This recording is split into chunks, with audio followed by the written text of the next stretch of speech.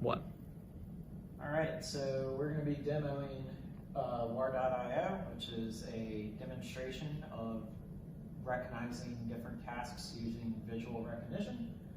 I'm going to start by showing off the first portion of this was creating a data generation pipeline for the different games.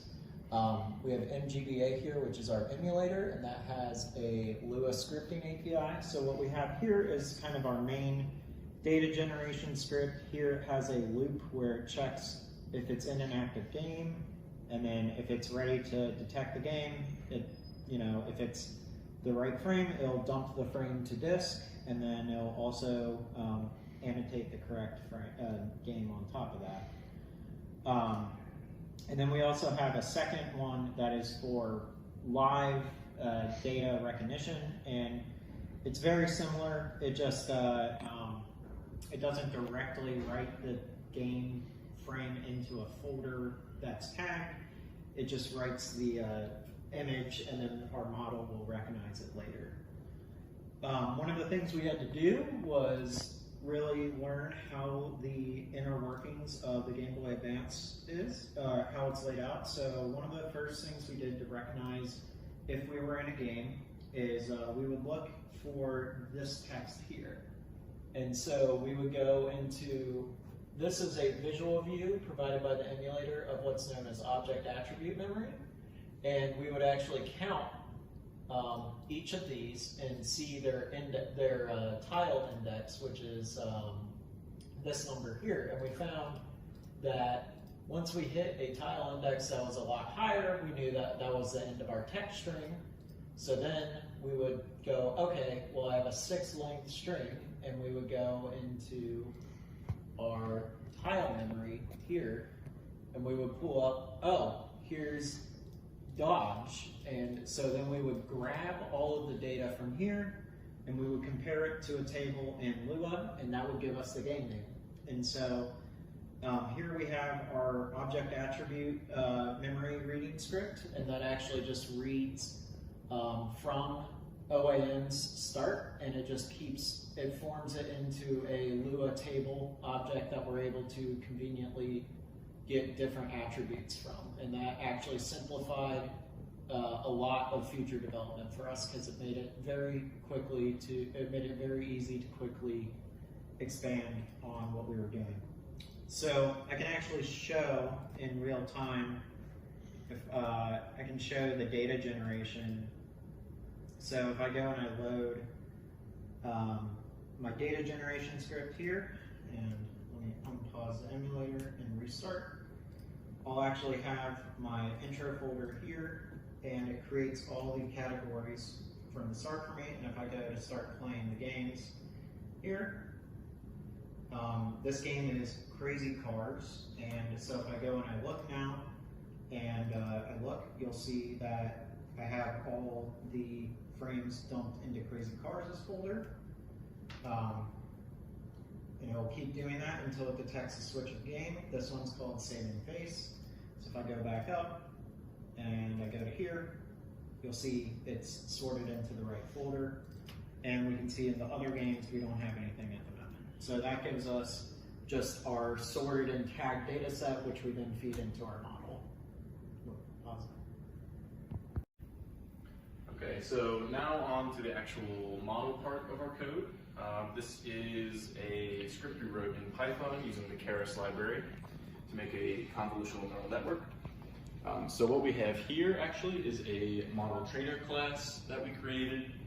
And as you can see, we've got a bunch of different functions here. This first one creates the model, as the name suggests, and we have all of these model parameters pulling from a model parameter constant path here, so we don't have to change it in one place. So we set the image width and height, and we've got batch size, pool size, strides, all this good stuff. And then what we do here is we have our dataset from directory function, and what that'll do is it'll go find the data that Nick talked about earlier, the auto-generated folders, and it will collect and tag that data from those folders based on the folder names. After that, we have a little bit of code that resizes the the RGB values from 256 to between 0 and 1, so that the numbers do not balloon during a convolution. Then we've got our actual model here.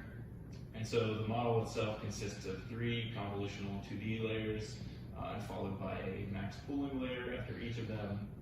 And then after that we have a flattened and dense layer to connect our final output to the model.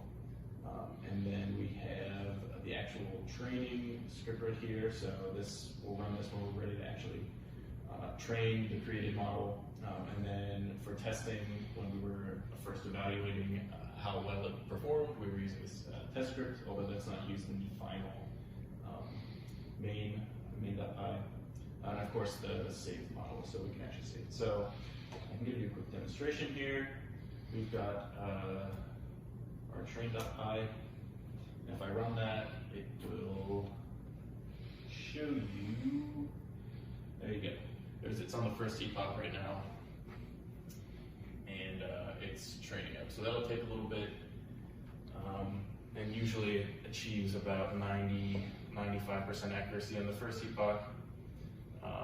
And then it just keeps increasing from there. It's a little lower right now because of the in-between images, but when it's just the game files, it's a lot higher.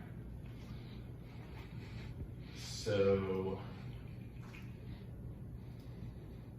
next we have our runner script.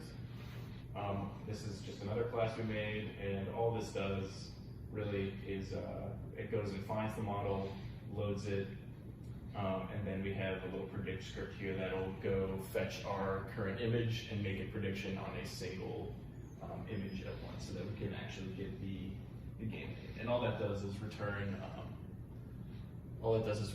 a list with the zeros and ones, or just 1, 1, and that is the 1 is tied to a game name that we have in a constant folder. So that's how we get it to send the output game name to the actual front end, which we'll talk about next.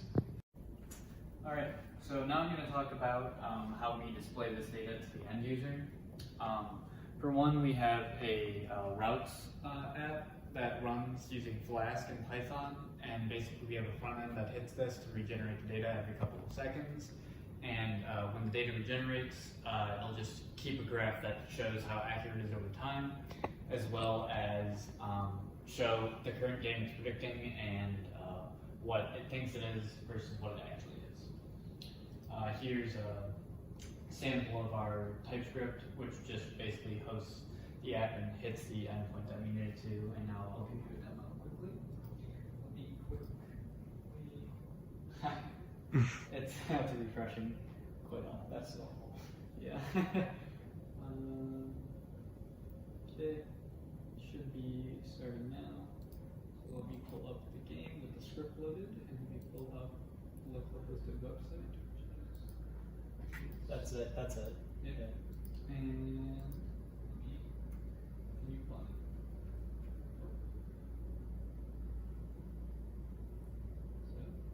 should, yep. As soon as it checks the game, it'll refresh, and then you can see on the right there in your graph.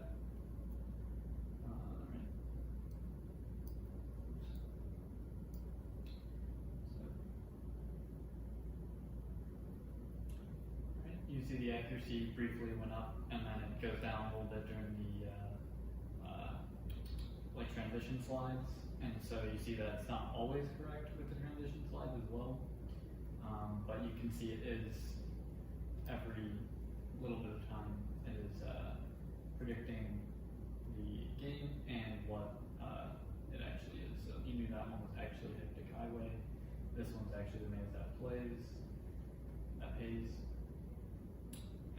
That one, when it refreshes next time, it should be Super Wario Bros. And